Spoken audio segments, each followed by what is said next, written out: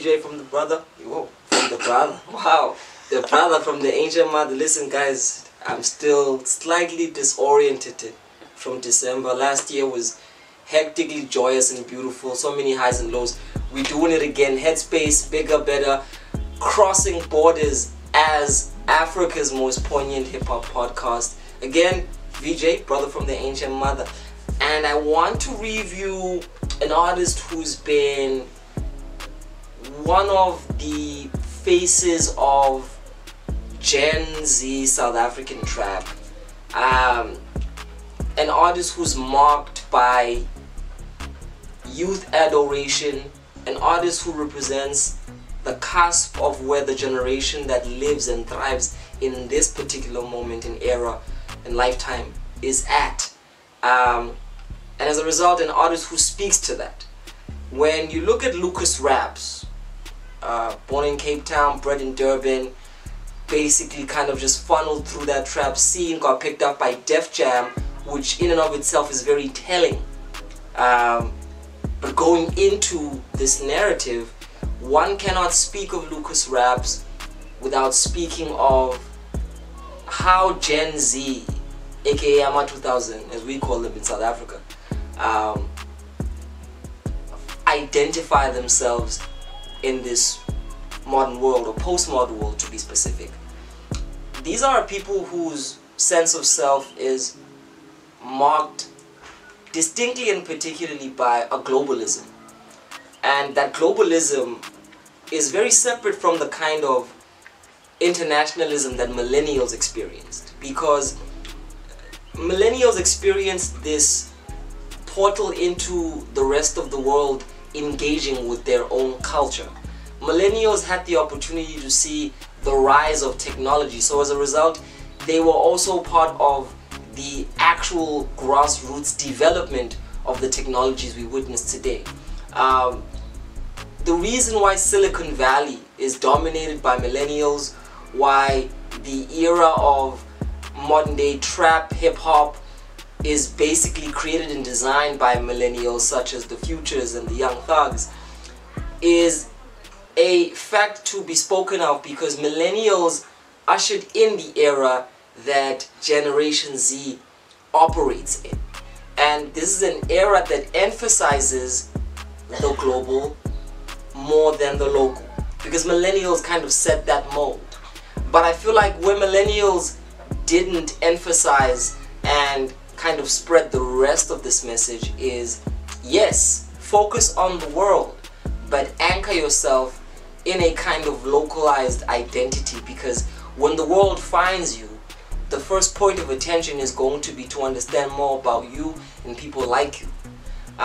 So as a result, it's partly our fault, millennials, that we did not emphasize the importance of indigenous power, because we were also too busy getting swept away with what was going on globally.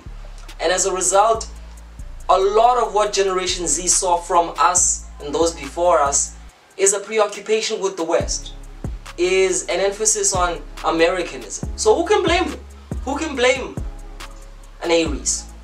Who can blame a Lucasraps? Who can blame a Blackie? Who can blame all of these youths who truly feel mostly like America than anything else?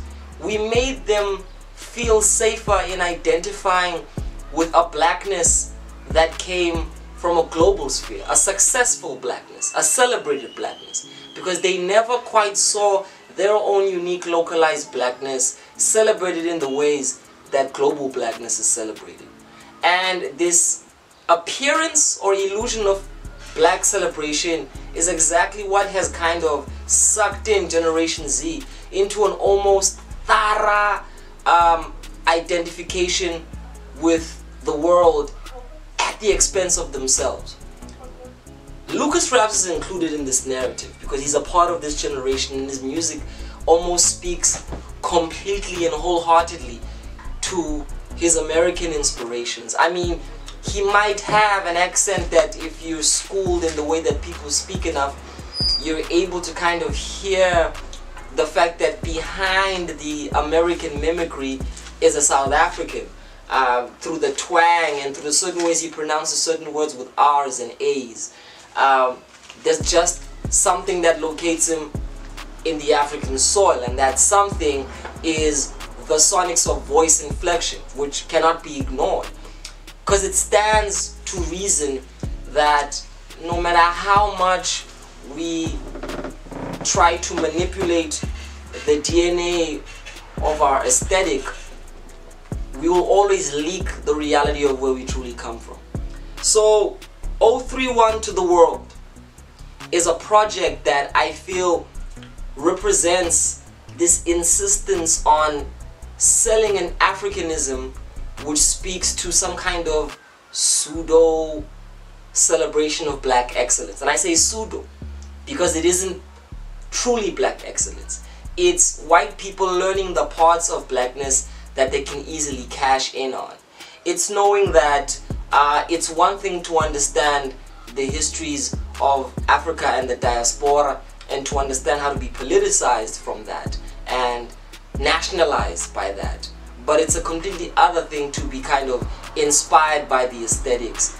It's one thing to truly understand the policies of law and how you can protect yourself as a black person from being exploited by the modern day legal system, as were the Black Panthers. But it's another to kind of be inspired by the Black Panther image and language. And I feel like for the most part, pop culture emphasizes image and language.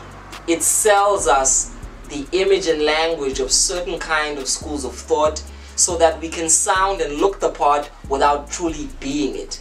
And I think this has happened a lot, particularly if you're looking at artists like Kendrick, who have the image and the language of revolution, but whose music isn't really creating one, you know?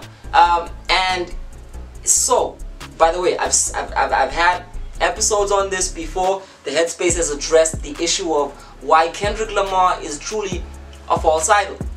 Check the links in the description. But this all links to how capitalism sells us our own identity through this global African image. And if we're just gonna fall and lap up for the black person who understands how to switch it up and wear a dashiki and beads one day, and then put on their Air Jordans, turn their cap backwards, and pop open the Hennessy the other day, we're just going to regurgitate the same stereotypes without understanding the deep-rooted problems in that. That if you're gonna pop a bottle of Hennessy while the rest of the world is in dire need of very fundamental things, you've got to ask yourself, how do you fit into the conflict of that? And so music and art is not divorced from the politics of the world, let alone the politics of this review. So I can't talk about Lucasraps and the way he raps and the music he makes if I don't talk about the influences that he has and how those influences direction. Because this album is totally alienated from the country. There isn't anything about this album which speaks to South Africa. And the ironic thing is, you Gen Zs probably love that. You love this album because it's one of yous doing such an importantly fantastic rendition of things you aspire to be. Now, I'm going to speak as an OG. That's fantastic to have a representative, because representation matters. A representative of African globalism.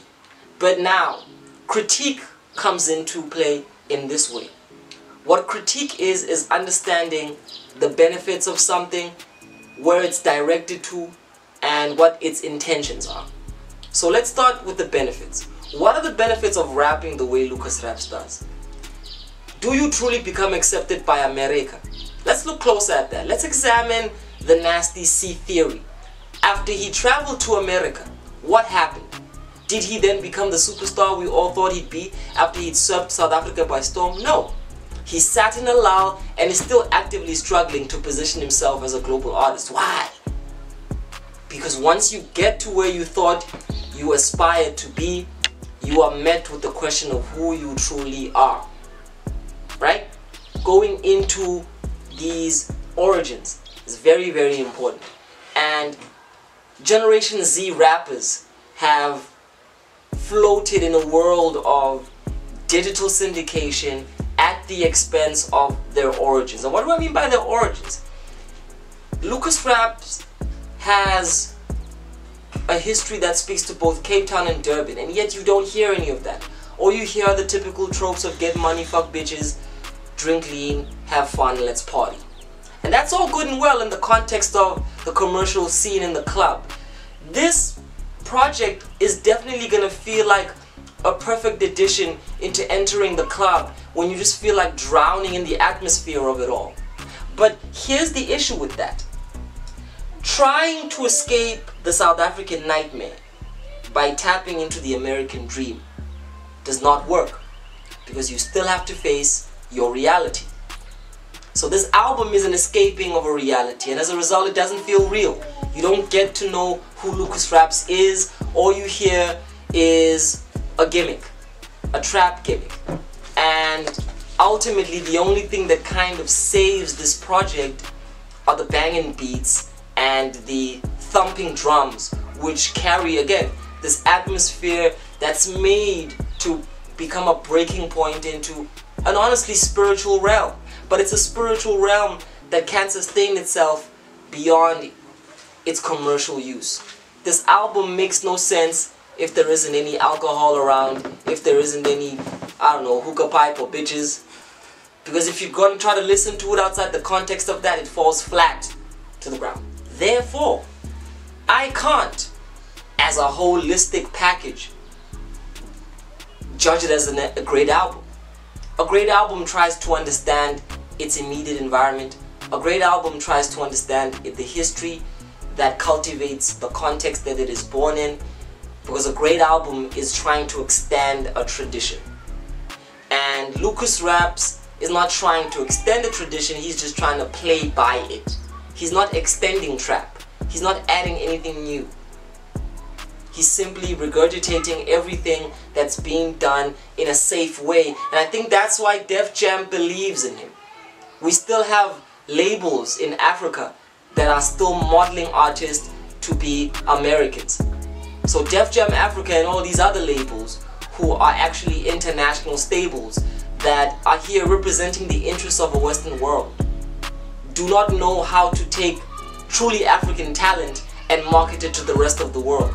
The only thing they know how to do is look at what the world is doing and forcibly channel our African authenticity into the context of that.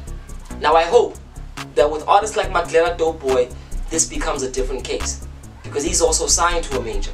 So I'm hoping that from this review, what you get is the fact that we're losing when we play this kind of a game. I mean, you think I'm hating? Look at the stats. This is 031 to the world 2.0. It didn't do well the first time, so they thought packing it up with the South African key features, aka Nasty C, Blackie, would be a stimulus package for Lucasraps to kind of make more sales and as a result make more impact. But they don't understand that impact is not measured by affinity. You don't become well known because you hang around with the well-known folks. You become well known because you in your right have let the people know something that is very important to the development of their own inner and outer world. So as a result, Lucasraps is always going to be floating in the periphery of his generation because he hasn't yet let the world know what's unique about him. Because to be honest, there isn't anything unique about him. And up until he finds a way to dig deep into his soul, his African soul, his Bantu soul, and engage with the genealogy of his music, the rhythms that he comes from, and find a way to truly extend modern day rap and trap music, the recipe is always going to be one that's dry. Because like I said, the beats be banging, but they fall flat in any other context other than the club. And artists want to be holistic. Artists, great artists, any artists, want to be carried around by people as they walk to work.